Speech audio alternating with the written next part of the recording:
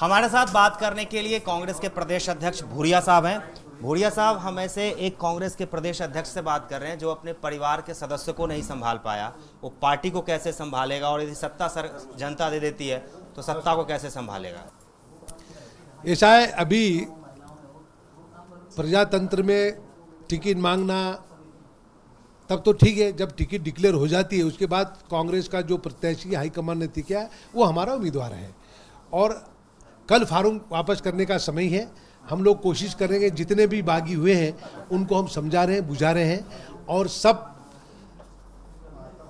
कांग्रेस के साथ जुड़ के कांग्रेस की सरकार बनाने में सहयोग दें, ये हम कह रहे हैं। अगर कोई बात होती है, अगर नहीं तो उनके खिलाफ कार्रवाई होगी, अनुशासनहीनता की कार्रवाई होगी। बहुत सारों ने इस्तीफा दे के अलग हो गए, उसके तो अलग है, उसको कोई कार्रवाई की बात तो है, इस्तीफा दे दिए, पर जो कांग्रेस में होते हुए कर रहे हैं उनके खिलाफ अनुशासनहीनता कार्रवाई होगी। हम बात, आप समझ रहे हैं हम किन की बात कर रहे हैं?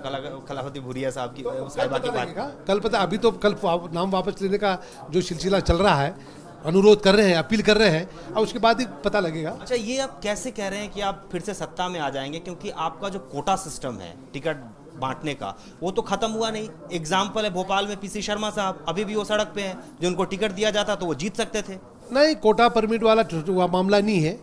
तो कैसे टिकट जो बटा वो तो साफ दिख रहा है सर। कहीं जरूरी था को, मतलब बहुत सारी चीजें होती है, किसी को मिलती किसी को नहीं मिलती, सभी को तो मिल नहीं पाती है, और भी कहीं एडजस्ट करेंगे, पर जो बना टिकट बटी है वो सर। आपके यहाँ कुर्सी टूट रही है सर, शीशा टूट रहा है सर, आप बोल रहे हैं कोशिश करेंगे।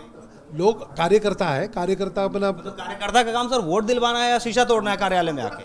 अब हम लोग ना संभाल लिया है, अब न कोई शीशा टूटेगा ना कुछ, अब भाजपा को उखाड़ के फेंकेंगे। ये प्रदेश अध्यक्ष रहते हुए, आपके रहते हुए शीशा तोड़ रहा है, लोग कुर्सी तोड़ रहा है, फिर वो आला कमान कैसे आप पे विश्वास करेगी सर? भाजपा तरफ जाके नहीं देखा क्या? वहां तो पूरा ऑफिस जला दिया, क्या क्या नाटक हुआ है। आप दूसरे के घर में सर बहुत देखते हैं, अपने घर को तो देखिए। हमारा भाई आप देखे, अब कहाँ कुछ नुकसान हुआ बता दीजिए, कौन सा शीशा मेरे आके कुछ टूटा बता दीजिए। बाहर का उस दिन तो टूटा, अब लगवा दिया होगा उस दिन। अब ये तो भाई सार्वजनिक स्थल है, ऑफिस है प्रदेश की, कौन आ रहा कौन जा रहा, अब किस मूड में आता है। अच्छा मूड होता तो ठीक है, मूड खराब होता कुछ गड़बड़ी करके जाता, हम संभाल रहे हैं। अब ये सामान्य स्थिति हो गई है, अब ऐसा मौका नहीं आएगा।